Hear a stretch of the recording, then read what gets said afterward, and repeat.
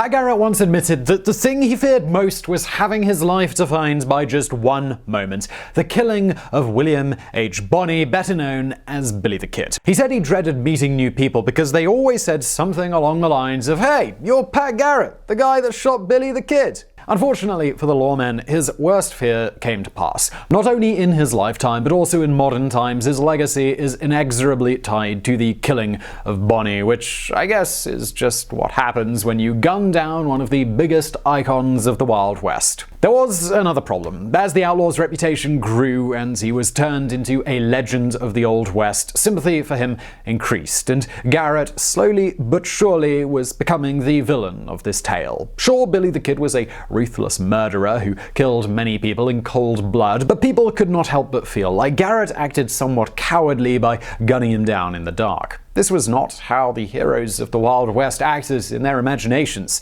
If the two had met in a duel, then the story would have probably been remembered vastly differently. There'd have been bonus cool points for Garrett if he would have snapped a one-liner before shooting and then lit a cigar afterwards. As it stands, though, Pat Garrett sits in a grey area of Western law where some people admire him as a tough lawman in a lawless land and others brand him as a coward. But as we are about to see, his life continued with other thrills and adventures after the death of Bonney, culminating with Garrett's own mysterious murder that still puzzles people to this very day.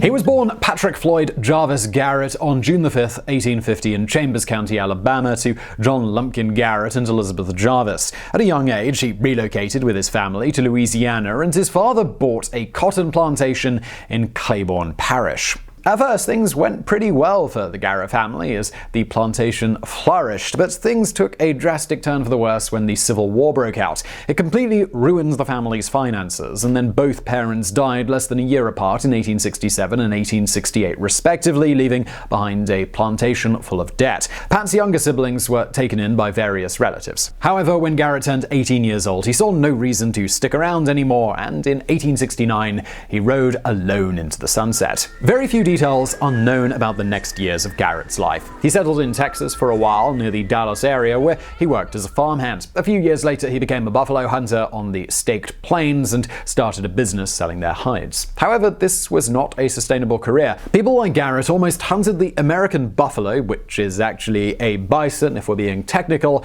into extinction. Tens of millions of specimens were killed during the 19th century, at one point reducing their numbers to only a few hundred in the entire country. Once the supply started running out, Garrett left Texas and drifted towards Fort Sumner in New Mexico. Before we get there, however, there is still another important event from Pat Garrett's life to discuss, and that's the first time he killed a man. It happened around 1876, and the victim was a friend of Garrett's and a fellow buffalo hunter named Joe Briscoe. The two of them got into an argument over who knows what, and it escalated to the point of violence. An enraged Briscoe charged at Garrett with an axe, prompting the latter to grab a pistol and shoot his attacker at point-blank range. Allegedly, as he lay there dying, Briscoe was the one who asked forgiveness of his shooter, reducing Garrett to tears. Racked with guilt, the killer tried to turn himself in at Fort Griffin, but the authorities there had no interest in prosecuting him, so Garrett just got on with his life. When he arrived in New Mexico, Garrett found work as a cowboy again at Pedro Pete Maxwell's ranch. This is the same house where he would kill Billy the Kid a few years later. During this time, he also married a woman named Juanita Gutierrez, who would die less than a year into their marriage during childbirth. Garrett would not stay single for long, though, and in 1880 he remarried to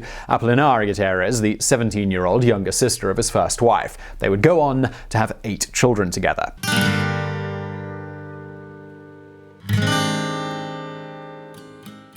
That same year, Garrett was elected sheriff of Lincoln County, New Mexico Territory, and immediately set his sights on Billy the Kid and the other gunslingers he rode with. By this point, Billy the Kid had already earned his fame thanks to his involvement in the Lincoln County War, which you can learn about in depth in our Biographics video on Billy the Kid. Basically, the Lincoln County War was a violent feud that started in 1878 between two factions that both wanted a monopoly over the dry goods business. On one side, there was the older, established group led by James Dolan and Lawrence Murphy, who already operated the largest general goods store in Lincoln County, known simply as the House. On the other was this new partnership between businessman John Tunstall and Alexander McSween, who opened a rival store. To add fuel to the fire, both groups also had some serious backup in the form of gangs willing to protect their side's interests with violent diligence. Dolan's faction had the Jesse Evans gang, better known as the Boys, and also had the county sheriff William J. Brady in his pocket. The newcomers had the Regulators, a group of loosely affiliated cowboys and ranch hands who had a history with each other. This included Billy the Kid and other desperados such as Dick Brewer, Doc Skurlock, the co-cousins Tom O'Folliard and Charlie Bowder. The Lincoln County War kicked off properly on February 18, 1878, when the Boys killed John Tunstall. This is when the Regulators formed into a more cohesive gang, and at the start at least, even had the law on their side as they received warrants from Justice of the Peace John Wilson to bring Tunstall's killers to justice. The feud was marked by multiple shootouts and revenge killings. Billy the Kid and a few other Regulators killed Sheriff Brady. Although dozens of other people died, this was the murder that would send Bonnie on the run with Pat Garrett on his tail. The war culminated with a 5-day shootout known as the Battle of Lincoln, where Alexander McSween was also killed. With both businessmen dead, the Regulators had nobody to work for anymore, so they just scattered.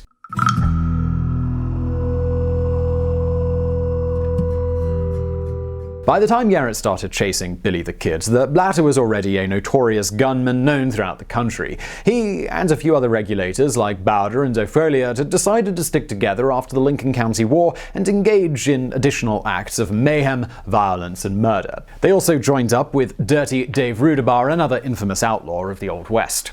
Billy the Kid's gang first crossed guns with Garrett in late 1880. On December the 19th, the gang rode into Fort Sumner, New Mexico, where Garrett was already waiting for them, assisted by another lawman named Lon Chambers. He confronted Tom O'Folliard and another former Regulator named Tom Pickett. When O'Folliard went for his gun, Garrett shot him in the chest. He died less than an hour later, aged 22, but the other outlaws, they managed to make a run for it. Just a few days later, on December the 23rd, he tracked the whole gang to an abandoned farmhouse near Stinking Springs, New Mexico, and this time he had a large posse with him. It seemed like Garrett had the situation completely in control, but the gang still preferred a shootout over surrender. Former Regulator Charlie Bowder was killed during this encounter. The rest eventually came to their senses and gave up after a 2-day siege.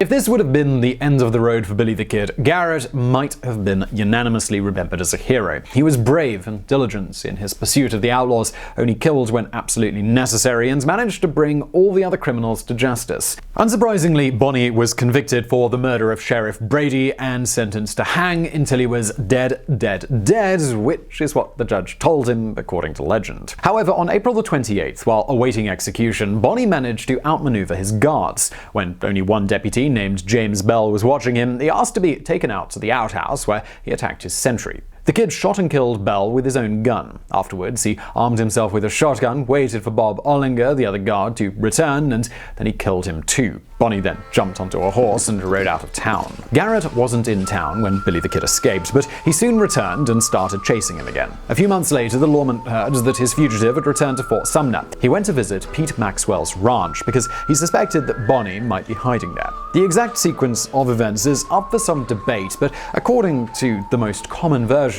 on the night of July the 14th, Garrett was sitting in the dark in Maxwell's bedroom. Bonnie entered the room and asked who was there, and upon recognizing his voice, the sheriff shot him twice without saying anything. Billy the Kid was dead before he even hit the ground.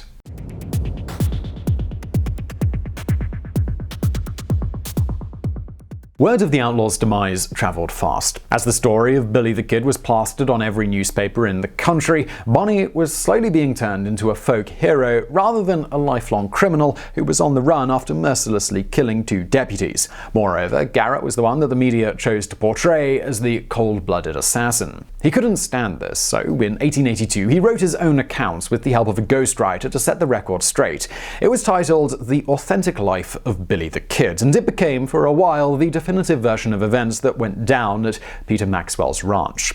However, it was later found to contain many inaccuracies, and historians dismissed it as an embellished narrative with the occasional truth thrown in. While the newspapers went way overboard with their sympathetic portrayal of Billy the Kid because it made a better story, Garrett's account veered too much in the opposite direction, as its main goal was to clear his own name rather than give a factual description of the events. Most notably, Garrett's version changes the part where he gunned down Bonnie in the dark without giving him a chance to surrender. In a hand-shot first type scenario, the sheriff alleged that the kid raised his cocked pistol a foot away from Garrett, thus leaving him with no choice but to pull the trigger.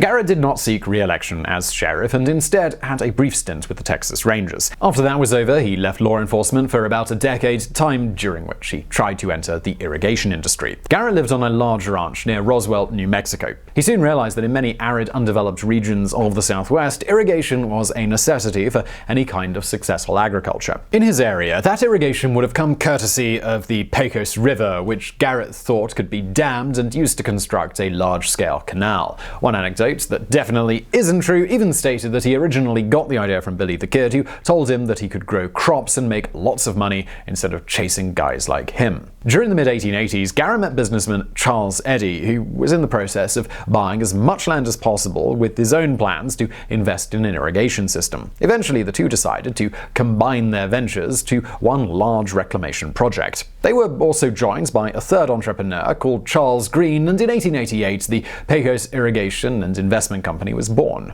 As the project grew and more businessmen joined the venture, Garrett was slowly relegated to an increasingly smaller role. Although this could have been done because others were simply more experienced than him, one Garrett biographer asserts that it was a deliberate effort to push him out of the company. The Lawman wasn't quite ready to leave the business completely, so instead he purchased a 1/3 interest in the Texas Irrigation Ditch Company and formed another business called the Holloman and Garrett Ditch Company with entrepreneur William Holloman. Both companies failed, and eventually Garrett abandoned this foray completely and relocated to Texas.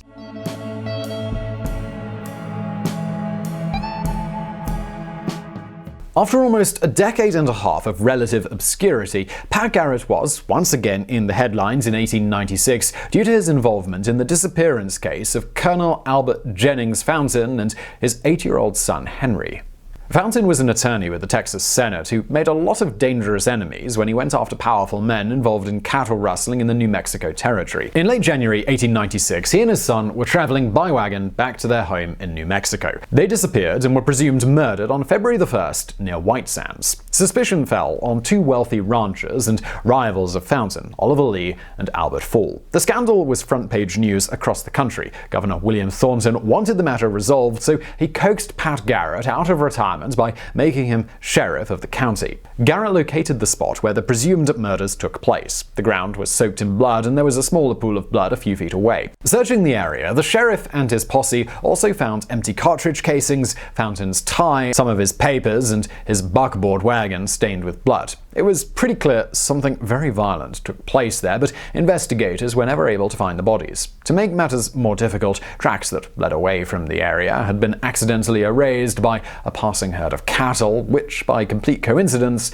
belonged to Oliver Lee. Garrett thought Lee was the culprit alongside with two of the rancher's employees, Jim Gilliand and William McNew. The sheriff obtained arrest warrants for all three. He placed McNew in custody, but the other two made a run for it. Garrett pursued the murder suspects, and on July the 12th, 1898, he caught up to them at the Wildy Well Ranch near the Gorilla Mountains. A shootout ensued, but it did not go in Garrett's favor. One of his deputies, Kent Kearney, was hit twice. As the situation was deteriorating, the sheriff was forced to back down and call a truce so that he could get medical attention to his deputy. Kearney died shortly thereafter.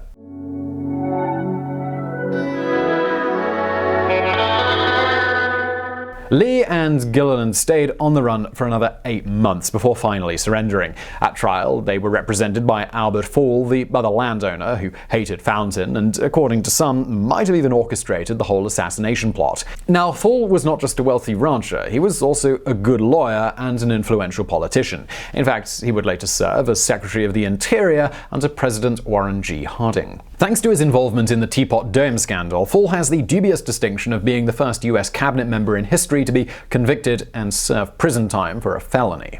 During the trial, Garrett's reputation worked against him. Lee argued that the shootout at Wildey Well was in self-defense because Pat Garrett had no intention of taking him and Gilliland alive. If they surrendered, the sheriff would have gunned them down in cold blood. This story, alongside Fall's adept defense and the lack of bodies, ensured that the suspects walked away free, not even being charged in Deputy Kearney's death. Not only that, but Oliver Lee went on to have a successful political career, and today there is a state park named after him. No one else was ever charged in the murder and disappearance of Albert and Henry Fountain, and it remains one of New Mexico's biggest unsolved mysteries.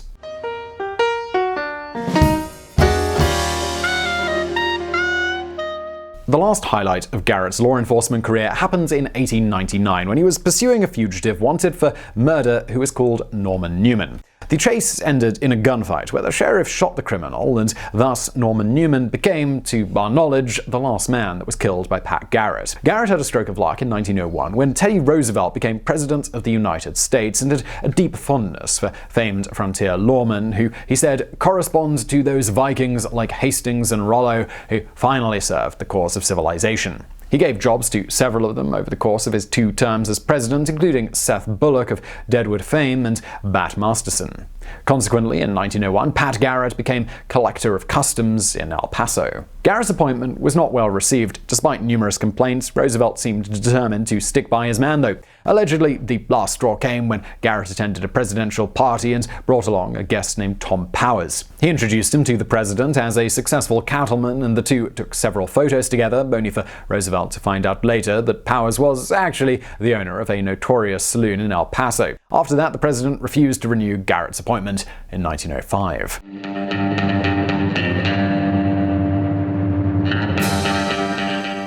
Most of the popular icons of the Wild West met violent ends, and Pat Garrett was no exception. On February 29, 1908, he was shot on the way to Las Cruces, New Mexico, and died aged 57. Ostensibly, his killer was a man named Jesse Wayne Brazel, who acted in self-defense. He turned himself in, and he confessed. At his trial, he was defended by none other than Albert Fall, and he was acquitted. It would appear to be case closed, except that none of Garrett's relatives, and indeed most historians, believe that Brazel was actually the one who pulled the trigger. There are a lot of conspiracy theories floating around regarding Garrett's murder. Here are the facts, as best we know them, and you can form your own opinion. Garrett was in a dispute with Brazel over some lands that the former had leased to the latter for 5 years. Garrett wanted to break the lease when he discovered that Brazel was going to use his property for goat grazing. Also involved was a man named Prince Rode, a friend of Brazel's and enemy of Garrett, who had run-ins with him while still a sheriff. We should also mention W.W. Cox, a wealthy rancher from the area who also hated Garrett and possibly wanted his land. Eventually, the two sides reached an agreement where Brazel would terminate his lease if he had a buyer for his goat herd. This is where another man enters the picture called Carl Adamson. The exact details of the agreement are a bit murky, but they're really beside the point. What matters is that on the morning of February the 29th, Pat Garrett, Adamson, and Brazel were traveling together to Las Cruces. This is when Brazel shot Garrett twice and then turned himself in to the county sheriff's office, exclaiming, "Lock me up, I've just killed Pat Garrett." Adamson acted as a witness and corroborated Brazel's story that an argument caused Garrett to reach for his shotgun, but Brazel drew quicker. And who knows, maybe this is indeed what happened. There were a few things suspicious about Garrett's death, such as the fact that allegedly the former sheriff was shot in the back of the head, and this was never brought up at the trial.